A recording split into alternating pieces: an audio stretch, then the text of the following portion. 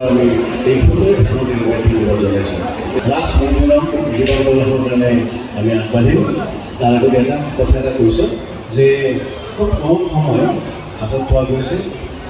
খুব কম দিনৰ ভিতৰতে নলবাৰীৰ কাৰণে যিটো প্ৰতিগৰাকী ভাৱৰীয়া অভিনেতা অভিনেত্ৰীৰ নতুন বস্তু এটা তাৰ ধৰণৰ ধৰণ সম্পূৰ্ণ বেলেগ আছে গতিকে আপোনাৰ চেষ্টা কৰিছে 100 এইখিনি সময়ত ভাল কৰাৰ কাৰণে চেষ্টা কৰা।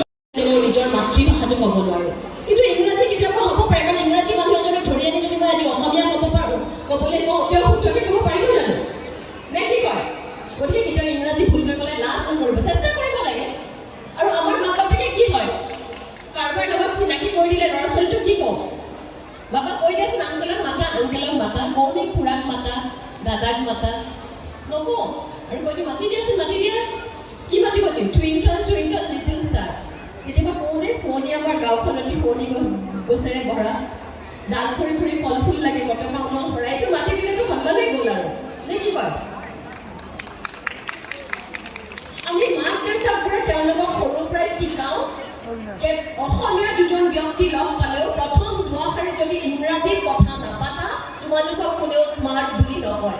শিকাওঁনে নাই বাৰু? কি অসমীয়া ভাষাটোৱে আপোনভাৱে কথা পাতিব নোৱাৰোঁনে? ফ্ৰান্সত গৈ মই অনুভৱ কৰিলোঁ ইংৰাজী যিমানখিনি জানো শিকি গৈছিলোঁ, তাৰ পিছত দেখিলোঁ আপুনি হাজাৰ ইংৰাজী তেওঁলোকক কওক তেওঁলোকে ফ্ৰান্সত উত্তৰ দিয়ে। মই আচৰিত হৈ এজনক সুধিলোঁ যে ইয়াত সকলোৱে ইংৰাজী নাজানে নেকি? তেওঁলোকে ক'লে নজনা নহয়, কিন্তু তেওঁলোকে নকয়, কাৰণ তেওঁলোকে বিচাৰে যে তোমালোকে যদি আমাৰ ঠাইত আহিছে এটা শব্দ হ'লেও আমাৰ ভাষা কোৱা। শেষত মই কি কৰিলোঁ জানেনে? তেওঁলোকে ফ্ৰান্সত কয় মই অসমীয়া কওঁ, কাৰণ একেই তোমাৰ ইংৰাজীত ক'লে একে কথা। ফ্ৰান্সত গ'লে ফ্ৰান্সটো নাজানো এটা শব্দ, নমস্কাৰ ধন্যবাদ দুটামান শিকি লৈছিলোঁ, তথাপিও কিন্তু চলাই নিলোঁ, কাটা চামুচ চলাই এনেকৈ ইংগিত দিওঁ যে কাটা চামুচ এখন লাগে, চব কথা বুজি পায়। গতিকে ভাষাটো আচলতে নিজৰ মনৰ ওপৰত নিৰ্ভৰ কৰে। সেয়েহে কৈছোঁ যে আহকচোন আমি সকলোৱে মিলি এই ভাওনা গীত মাত আমাৰ সংস্কৃতি আমাৰ আচাৰ ব্যৱহাৰ আমি প্ৰথমতে সন্মান কৰোঁ। কাৰণ আমি মোবাইলটোত আনক চাই চাই অনুকৰণ কৰোঁতে এনেকুৱা এটা অৱস্থা হৈছে, না আমি অসমীয়া হৈ আছোঁ না আমি বিদেশী হৈছোঁ। গতিকে সেই মাজত ওলমি যদি থাকোঁ আমাৰ জাতিটোৰ নাথাকিব। কেৱল মাত্ৰ ৰাসতে ৰাস চাম বুলি নহয়, যে ৰাসৰ গানবোৰ আমি যদি ঘৰত আওৰাই থাকোঁ, জ্যোতিপ্ৰসাদৰ গীত, বিষ্ণু ৰাভাৰ গীত, ভূপেন্দ্ৰ সংগীত, এইবোৰ যদি ঘৰত আওৰাই থাকোঁ, মোৰ তেনেকুৱাই মনত আছে মোৰ দেউতাই আগতে টোপনি যাওঁতে সদায় এইবোৰ গীত গাইছিল।